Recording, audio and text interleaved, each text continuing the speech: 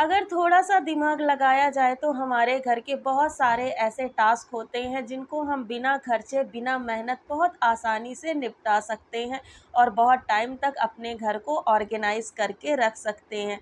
तो चलिए स्टार्ट करते हैं आज का वीडियो कुछ ऐसे टिप्स के साथ।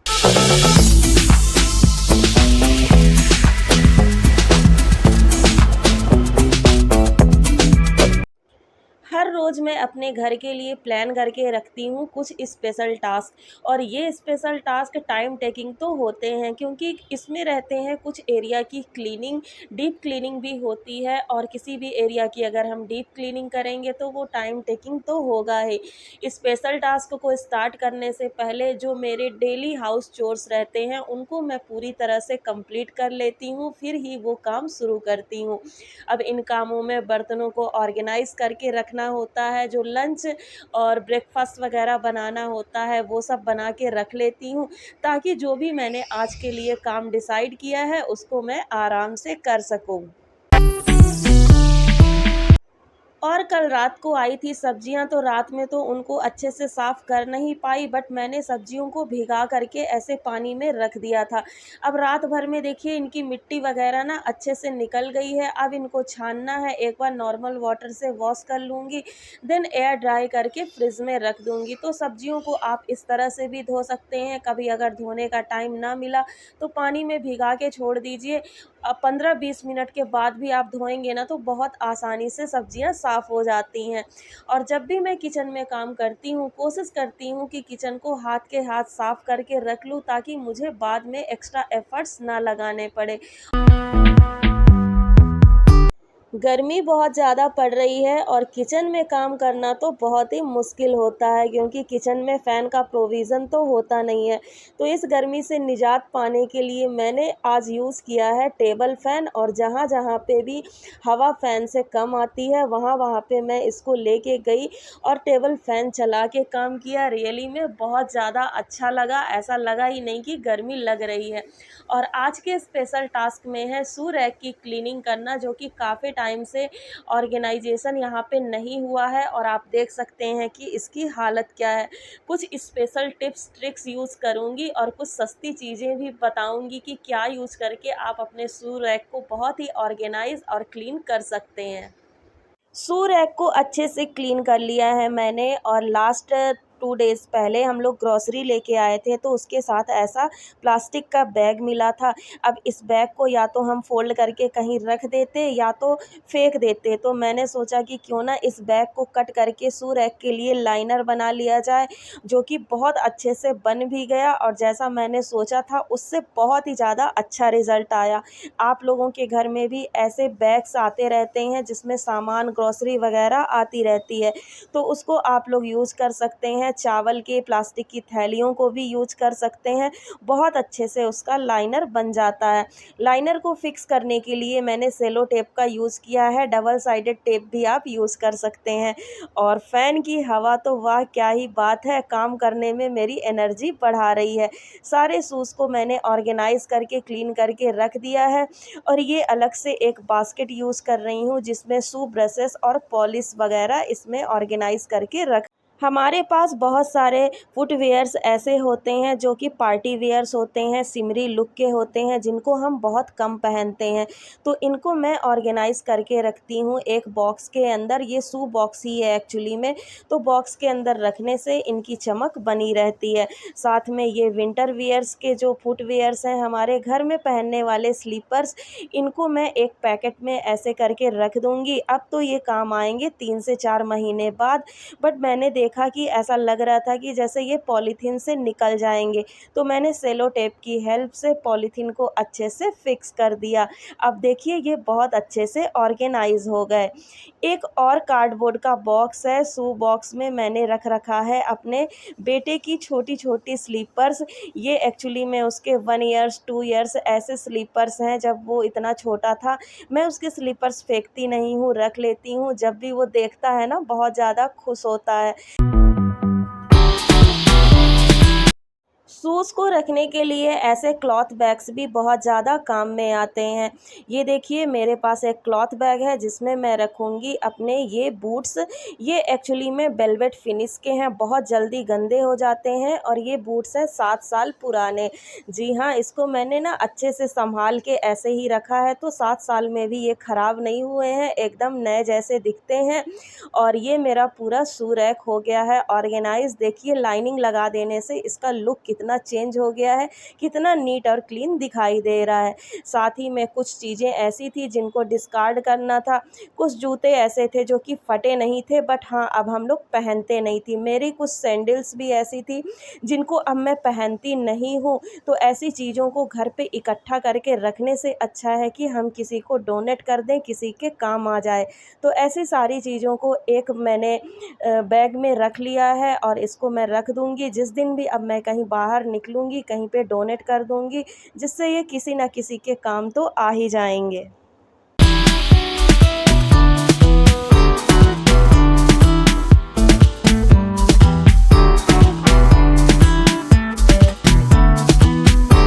हम लेडीज़ के पास हैंडबैग्स का बहुत सारा कलेक्शन होता है, मेरे पास भी है। बहुत ज़्यादा तो नहीं बोलूँगी बट हाँ, कुछ कलेक्शन ज़रूर है।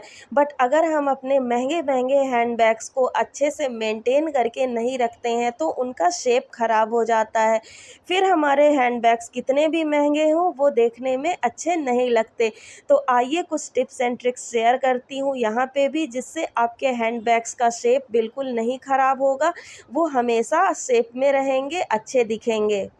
जब भी हम लोग कोई न्यू बैग परचेस करके लाते हैं, बैग के अंदर भरा होता है ढेर सारा न्यूज़पेपर या पॉलीथीन्स। पहले मुझे समझ में नहीं आता था कि ये पॉलीथीन्स या न्यूज़पेपर क्यों भर के देते हैं, बट बाद में मुझे पता चला कि ये पॉलीथीन्स और न्यूज़पेपर हमारे बैग के शेप को मेंटेन करके रखता है। बट जब भी हम लोग अपना बैग यूज़ करने लगते हैं, उन पॉलीथीन्स को, न्यूज़पेपर्स को निकाल के फेंक देते हैं और धीरे धीरे हमारे बैग का शेप खराब होने लगता है। अभी मेरे बैग्स का शेप बिल्कुल ही ख़राब हो रहा है, तो मैं एक हैक यूज़ करूँगी जिससे मैं उनको वापस से शेप में ले आऊँगी। यहाँ पे मैंने ले लिया है न्यूज़पेपर, एक-एक पेपर को अलग-अलग निकालना है और उनका बना लेना है पेपर बॉल इस तरह से मोड़ते हुए। देन हम यूज़ करेंगे एक पॉली बैग। यहाँ पे मैं बड़ा सा पॉली बैग यूज़ कर रही हूँ क्योंकि मैं अभी बड़े बैग के लिए ये बना रही हूँ। सारे जो हमने पेपर बॉल्स बनाए हैं उसके अंदर अच्छे से भर देंगे। एकदम टाइटली भरने के बाद देखिए इस तरह से फ़ोल्ड करते हुए इसको सेलो टेप से सिक्योर कर देंगे ताकि पेपर्स इसके अंदर से निकले नहीं। अब ये हमारा छोटा सा पैकेट तैयार हो जाएगा जो हमारे बैग के शेप को मेंटेन करने में बहुत ज़्यादा हेल्प करेगा। अब इस पैकेट को आप उस बैग के अंदर रख दीजिए जिस बैग को आप यूज़ नहीं करने वाले हैं। आपके बैग के शेप को ये बिल्कुल ख़राब नहीं होने देगा, फ्लफ़ी बना के रखेगा, बहुत अच्छे से मेंटेन करके रखेगा। ये देखिए रिज़ल्ट आपके सामने है, पैकेट बैग में डालते ही वो अब वापस से शेप अप हो गया है। अब इसको आप वार्डरोब में ऑर्गेनाइज़ करके रखिए, चाहे कहीं पे हैंग करके रखिए, शेप बिल्कुल ख़राब नहीं होगा। और हाँ, जब इस बैग को यूज़ करना है, इस पैकेट को निकालना है और दूसरे बैग में डाल देना है, जिस बैग को आप अभी यूज़ नहीं कर रहे हैं। देखिए कितनी ज़्यादा प्रॉब्लम सॉल्व हो गई। एक तो हमारा जो बैग का शेप ख़राब हो रहा था वो भी बच गया और साथ में ही अगर हम डायरेक्टली न्यूज़पेपर रखते तो वो फैलने का जो झंझट होता है ना, वो भी ख़त्म हो गया। छोटे बैग्स के लिए आप ऐसी छोटी पॉलीथीन्स का यूज़ कर सकते हैं। ये छोटे बैग्स के शेप को मेंटेन करने में हेल्प करेंगी।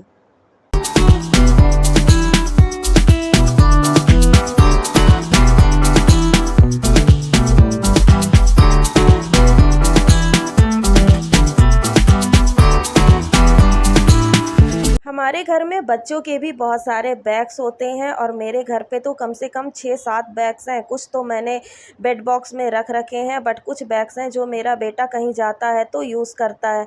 इन बैग्स को ऑर्गेनाइज़ करने के लिए देखिए मैं ये ट्रिक यूज़ करती हूँ, एक के अंदर एक बैग को फ़ोल्ड करके रखती हूँ जिससे थोड़ा सा स्पेस सेविंग हो जाता है। इन बैग्स को भी ऐसे फ़ोल्ड करके आप किसी बैग के अंदर अगर डाल देंगे ना, तो ये उस बैग का शेप मेंटेन करने में आपका बहुत हेल्प करेगा, साथ ही साथ स्पेस सेविंग तो करेगा ही। सभी के घर में ऐसे पिट्ठू बैग्स भी कई सारे होते हैं। इनको ऑर्गेनाइज करने के लिए मैं क्या करती हूँ कि बड़े बैग के अंदर छोटे बैग को रख देती हूँ, जिससे मेरी काफ़ी सारी स्पेस सेविंग हो जाती है और छोटे से वार्डरोब में भी बहुत सारा स्पेस क्रिएट हो जाता है। साथ ही साथ बैग बहुत अच्छे से रखे भी जाते हैं। कुछ ऐसे सिल्क के फैब्रिक के बैग या कॉटन के बैग या ऐसे वेलवेट फिनिश के बैग भी हम लेडीज़ के पास होते हैं। इन बैग्स को ज़रूरत होती है अच्छे से मेंटेन करने की। मेरे पास ये देखिए गाड़ी के कवर का कवर पड़ा हुआ है, तो इसको मैं यूज़ कर लूँगी इन सब बैग्स को ऑर्गेनाइज़ करने के लिए। सारे फैब्रिक बैग्स को अच्छे से फोल्ड करके मैं इस कवर के अंदर रख दूँगी।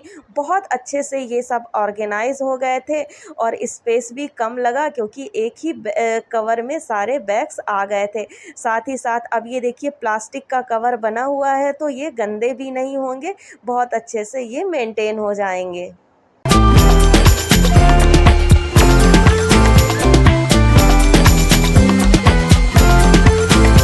सभी के पास ऐसे छोटे छोटे से क्लच और पाउचेस भी होते हैं, जिनको ऑर्गेनाइज करना सबसे बड़ा टास्क होता है। इनको ऑर्गेनाइज करने के लिए मैं यूज़ करती हूँ एक ऐसे ऑर्गेनाइज़र का, जिसमें मेरे सारे छोटे छोटे जो क्लच है वो अच्छे से ऑर्गेनाइज हो जाते हैं, बहुत अच्छे से मेंटेन भी रहता है इनका शेप भी। अगर आपके पास ऑर्गेनाइज़र नहीं है तो आप इस टाइप के बैग का भी यूज़ कर सकते हैं, जो साइज़ में थोड़ा बड़ा हो। बहुत सारे बैग्स इसके अंदर भी आ जाते हैं और एक ही जगह पे जब छोटे छोटे चीज़ों को रखते हैं ना, तो वो थोड़ा सा क्लैटरिंग कम लगता है और चीज़ें देखने में भी साफ़ और सुंदर लगती हैं।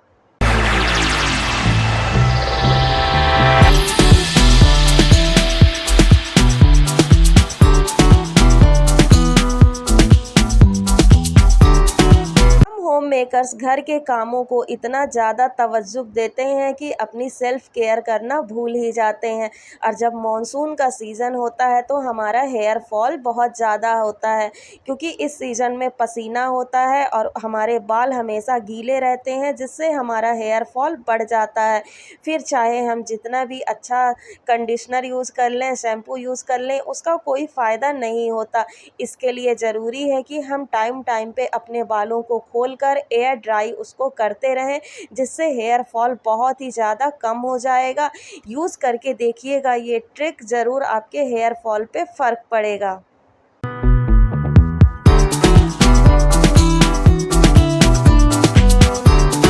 थोड़े थोड़े से पैसे सेव करते रहती हूँ, जब भी कभी शॉपिंग पे जाती हूँ, कुछ चीज़ें अच्छी लगती हैं तो उनको परचेस कर लेती हूँ और अपने घर की ब्यूटी को धीरे धीरे इन्हेंस करते रहती हूँ।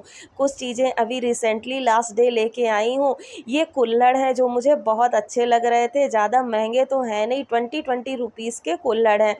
मुझे लगा कि चाय पीने के काम आएंगे, बट इनका साइज़ थोड़ा सा बड़ा है, तो इसमें लस्सी या छाछ वगैरह पीने में बहुत अच्छा लगेगा। साथ ही में मैं लाई हूँ ये छोटे छोटे से आर्टिफिशियल प्लांट, जो कि डेकोरेटिव पीस की तरह यूज़ होंगे। और एक है ये, एक्चुअली में ये सर्विंग प्लेट है, लेकिन इसका शेप बिल्कुल ही राउंड ट्रे की तरह था, तो मैंने इसको ले लिया। इसे मैं सर्विंग प्लेट की तरह तो यूज़ नहीं करने वाली हूँ, इसे मैं यूज़ करूँगी डेकोरेटिव ट्रे की तरह यूज़। कुछ इसमें डेकोर पीस रख के कहीं भी हम सेंटर टेबल पे या कहीं पे भी रख देंगे, बहुत अच्छा लगेगा। तो ये है मेरा रिसेंट शॉपिंग। और जब कुल्हड़ आ ही गए हैं तो चलिए इसमें लस्सी भी पी लेते हैं, देखते हैं कि टेस्ट कैसा आ रहा है। साइज़ में कुल्हड़ काफ़ी बड़े थे, बहुत सारी लस्सी आ गई और अपनी लस्सी में थोड़े से ड्राई फ्रूट्स ऐड कर रही हूँ और बेटा पिएगा प्लेन। आई होप आज का वीडियो आप लोगों को पसंद आया होगा। टिप्स एंड ट्रिक्स आपकी प्रॉब्लम को सॉल्व करने में काफ़ी ज़्यादा हेल्प करेंगी। मिलते हैं नेक्स्ट वीडियो में नई चीज़ों के साथ। Till then take care and bye bye.